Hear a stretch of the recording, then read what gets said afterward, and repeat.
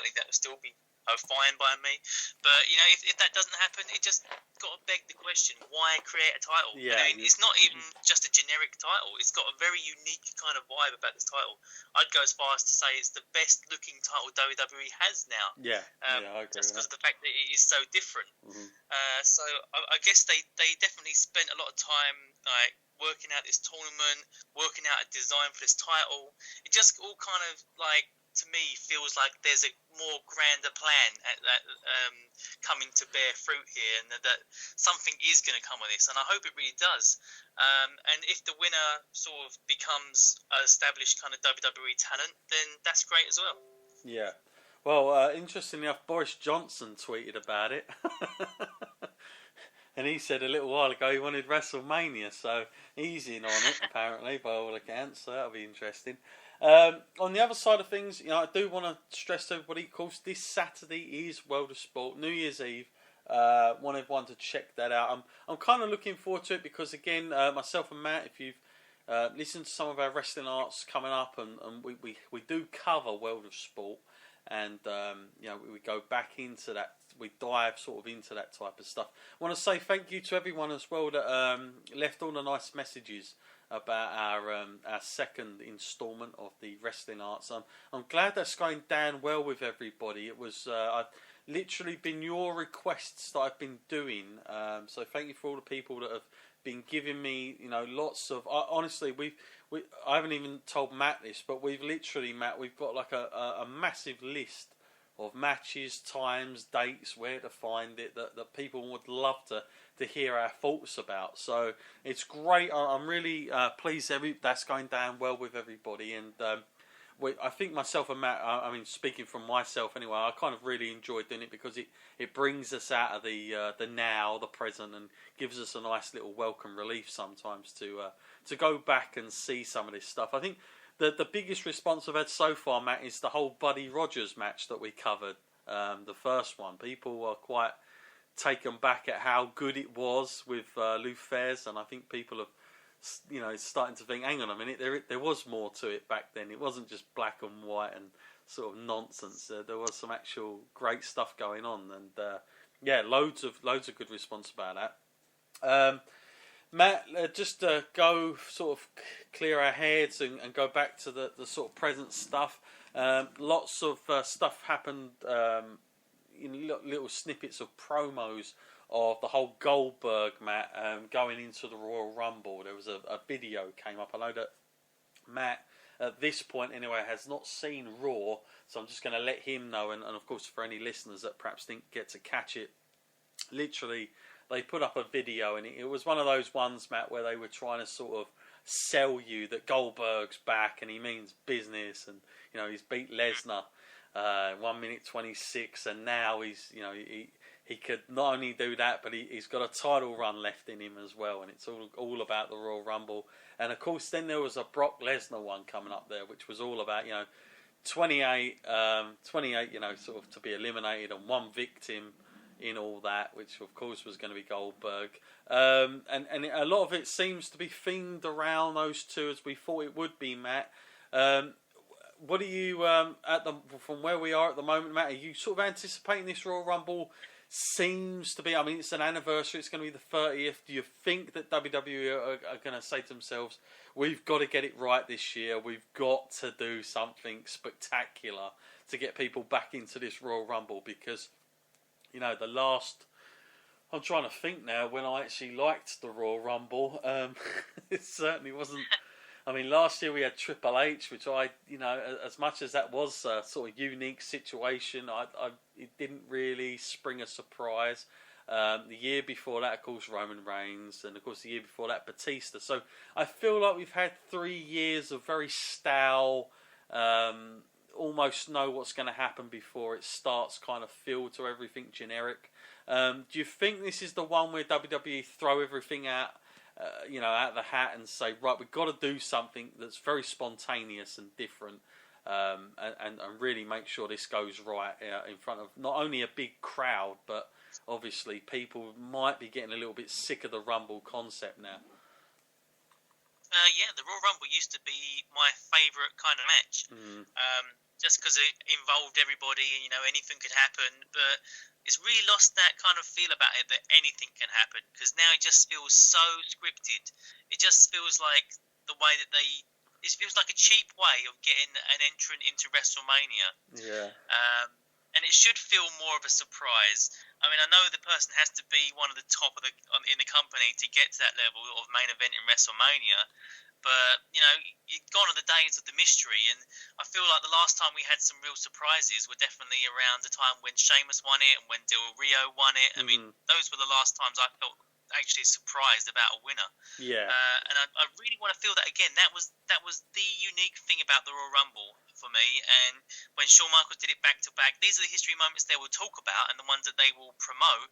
But they're really failing to recreate these. I'm sure they're not going to mention to us how Batista won it. That's not going to be in the promos this year, I can bet. So yeah, I just got to hope that they freshen it up. And the fact that they're going on about Goldberg and Brock, I really hope that it's neither of them two that win, and that will generate the surprise. Yeah, I they should be a big part in it, but I don't want neither guy to win. I feel like that would be a total waste of time and waste of the opportunity that could have been given to somebody else. Interestingly enough, Matt, the poster went up, and of course it's Finn Balor is all over it. And of course that got the rumour mill going. Is Finn Balor returning, in the Rumble or doing something at the Rumble? Do you suspect that that's the way WWE will go with him? That there is going to be a Rumble appearance, or he might do something else on the night itself? Well, yeah, there is always that possibility. It's got to be coming up to the time when he's going to be ready and fit and able to come back. But just as much as it could be Finn Balor, it could be anybody else, really. I mean, I wouldn't mind seeing him rejoining the Rumble, but having him as a surprise entrant, and if he wins, then it's always... I don't really like the surprise entrant always winning. It's another one of those things that feels incredibly scripted. And I really wouldn't want to see him enter and then get eliminated. If he does return at the Royal Rumble, that it's not during the Rumble match, perhaps during the heavyweight title match. Yeah, or just coming out and giving a bit of an announcement or something, something like that. Yeah. But definitely has to be involved. It's kind of a weird thing when you have returns and they win the Royal Rumble. It's not always great, like Batista, obviously. But surprise ones, like one I did really enjoy was the one they had in New York City, Matt, where John Cena was number 30, and everybody just blew the roof off of Madison Square Garden because nobody thought he could come back that early from his injury. And that's one of the few times I actually did enjoy it, because I was just so amazed that the guy was there, and the way it all went down. But to be honest, most times I think when you do the return thing, it's sort of almost been done so many times that you can't always, there's only so many times you can save the damsel in the damsel in distress on the railway line, being tied up and doing that before you get bored with it. Your hero doing it. So they have to be careful, I think, with how they do it, because again, if they're not careful with it, Matt, and they had Finn Balor coming back and winning it, what's to say the fans wouldn't turn on him? You know what I mean? Yeah. They've got to be careful with it. Don't make it so sort of like we're behind this guy 100%. Oh, you want to be a little bit rebellious with it, so. Well, from a general fans kind of point of view, we're both general kind of fans. Mm-hmm. What would you find to be more exciting? Would you think Finn Balor, possible, predictable, or would you feel more excited to see Samoa Joe make a main roster debut at the Rumble? Well, out of the two, I'd rather be seeing Joe, just because that guy has deserved the merit now to be on the roster, and also what a dimension that would give to Brock and Goldberg. Either one of those guys. Like, hang on a minute, we got another problem in between us here, and there could be something really good coming off that. And it'll be a great debut. Like I say, I think for Finn Balor, he doesn't necessarily have to come back and win it. That shouldn't be like one of the huge pressure issues. I know lots of people are saying he has to win, but does he? Because if you do that, everything looks good on paper until it actually happens. And let's face it, Matt, how many times have WWE probably done that in the last 3 years and look good on paper, but reality says no, thank you. And of course, everybody was screaming for Daniel Bryan, in 2 of those ones. Never happened, and the way he got eliminated was ridiculous. One of them he wasn't even in. Even though he said he was in it, it was just absolutely absurd. So you think to yourself, they have to book it properly. I feel like the last couple, like the finishes to them, is really important. Like they've been a little bit underwhelming for my money. Like even when Roman Reigns won it, like look how that was all done. Like The Rock had to come out, and then Rusev was still in it, and then everybody started cheering for Rusev. That wasn't a great ending. Batista and Roman Reigns, not a chance. Everyone wanted Roman that year, of course, ironically. They were cheering him. And then, of course, last year, it just seemed very like, okay, this is Triple H now. Triple H is winning this. There's no way he's not once Roman was out for me. And that's the way they've gone. So I feel like the finish is equally as important as picking the winner. Like, let's give it a nice finale, like something that will go down in the history books, not just sort of like, oh, you missed me, I didn't know you, I didn't put you over, I'm already cheering and celebrating. I hate that bloody finish. I don't know how many times they've done that, Matt, where the guy thinks he's eliminated him, turns around, celebrates, only to be eliminated himself. That has been done too many times. So I don't want to see something like that. I want to see something, maybe as well, mate. I know last year we had Triple H who was a heel that won. Maybe it'll be interesting. Would you rather a heel or a face wins, Matt? Just out of interest. Oh, that doesn't really matter too much to me. It just depends on who it is. It's just an impact that's got to be made. I like the way the Royal Rumble used to be used. It used to be used to create a new star, Yeah. But now it just seems like you have to be a AAA star to win it. Yep. I don't really think that's the best way to go about it. I would like to see someone who's just on the cusp and just reaching up for the next level.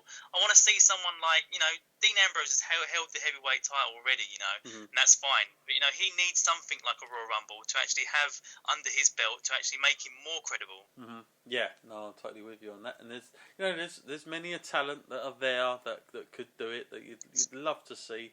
I mean, if I was speaking as a purist, a couple of my picks, who would I go with? Who would I love to see? Who I think would be, shocking, but at the same time, deserving and something towards. I mean, just imagine this, Matt. Imagine if Cesaro won. To completely left field, doing a tag team thing, but all of a sudden he's thrown, he's elevated straight away just for a run towards WrestleMania. Imagine the kind of boost that would happen. But things like that don't happen so much. We know that much. Is there anyone that you wouldn't like to see winning, Matt? Other than Goldberg and Lesnar? Oh well, there's so many. I think it would be incredibly awful business to have Roman win it. By the way, if that happens, boy oh boy, it doesn't matter what kind of finish they give it.